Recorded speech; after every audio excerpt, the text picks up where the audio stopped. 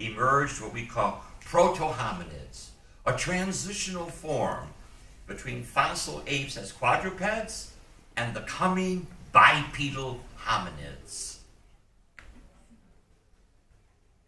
Now, proto-hominids evolved probably for 1 or 2 million years. And they evolved into what? True fossil hominids. What is a true hominid? A true hominid is one that stands erect and walks upright, one that is capable of sustained bipedality. They could walk from one side of this room to the other without coming down on all fours. No fossil ape and no living ape can do that.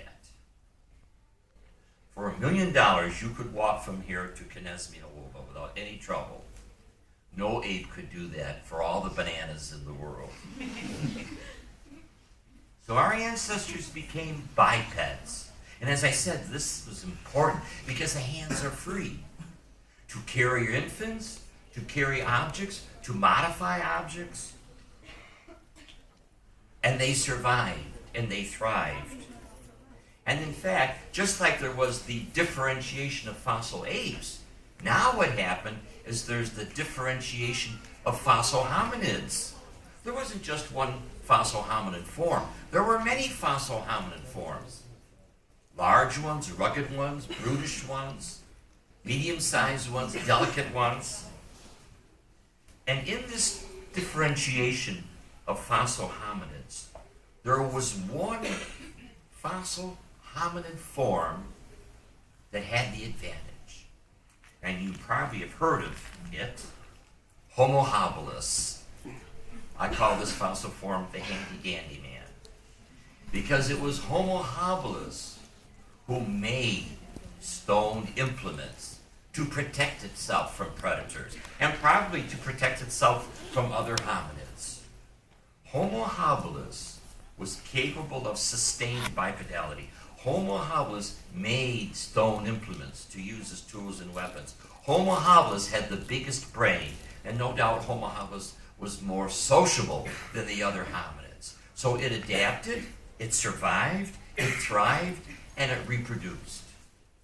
All of the other fossil hominids became extinct, but Homo habilis was the successful form of all of the hominid forms. It survived and thrived. It emerged over 2 million years ago, and it survived for hundreds of thousands of years. The brain began to expand. That is, hominids became more and more intelligent. What did Homo habilis do? It took 2 stones and it slammed them together, breaking off an end, and it could use the core as a tool or weapon, and it could use the flake as a tool or weapon. So Homo habilis had cores and flakes, as well as being capable of sustained bipedality. But it evolved through time into Homo erectus, taller, a better brain, and Homo erectus took those cores and modified them into what we now call hand axes, superior tools and weapons. And Homo erectus survived for over 1 million years. It got very good at making hand axes. You would too after 1 million years. Homo erectus evolved into Homo sapiens. Homo sapiens had the best brain. Homo sapiens had a culture that was not just Paleolithic, but Homo sapiens could use other items as tools or weapons. Not just stone, but bone, antler, horns, teeth, branches, etc., etc. So culture was becoming more and more complex and more diversified. Early Homo sapiens is represented by the Neanderthal people, and some evidence has been found near Belgrade of the Neanderthal people, and the Cro-Magnon people. Interestingly enough, the Neanderthal people vanished, and the Cro-Magnon people survived and thrived and are directly ancestor to us. However, we have scientific evidence that some Neanderthal people found the Cro-Magnon people very attractive, or vice versa, because we do have Neanderthal genes in the global human gene pool today. So we have Homo habilis, followed by Homo erectus, followed by Homo sapiens. Now, during this time, we can see that human beings were enhancing their possibility of adapting and surviving through technology. The more technologically adapted the hominid form, the more likely that it would survive, thrive, and reproduce. So our ancestors were enhancing themselves through culture, because we can see culture as an extension of the human brain, of the human hands, etc., etc., etc. Now this brings us to two or several significant thinkers that play a key role in thinking about human beings today and the future. Our attention now focuses on Friedrich Nietzsche. Now, Nietzsche was influenced by Darwin, but he was not a Darwinian. What do I mean by this? Nietzsche was an evolutionist, but he didn't believe in natural selection as the primary explanatory mechanism for organic evolution. Nietzsche thought that the creative process of biological evolution depended upon some vital force, which he called the will to power, that pervades reality and is causing organic evolution. Now, to take a look at Nietzsche's worldview, the first claim that he made, that college students remember, is this: God is dead. Now, that's a bold claim. He doesn't mean that God existed and died. He means that the belief in God is dead. And after all, for Nietzsche, there never was a God to die anyway. But the belief is no longer significant, Nietzsche thought. And as a result of God's death, the awareness of God's death, Nietzsche called for a re-evaluation of all values. And as I said, he claimed that what the universe is essentially is the will to power. Everything strives to become better than it is, or greater than it is, or strives to be more creative. I like to tell my students, we live in a creative universe. Evolution is a creative process, and human beings should be creative.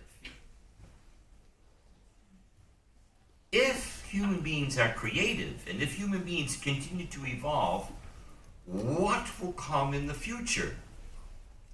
Nietzsche tells us that the human being today is a temporary bridge between the fossil apes of the past and the Übermensch, or the super being of the future.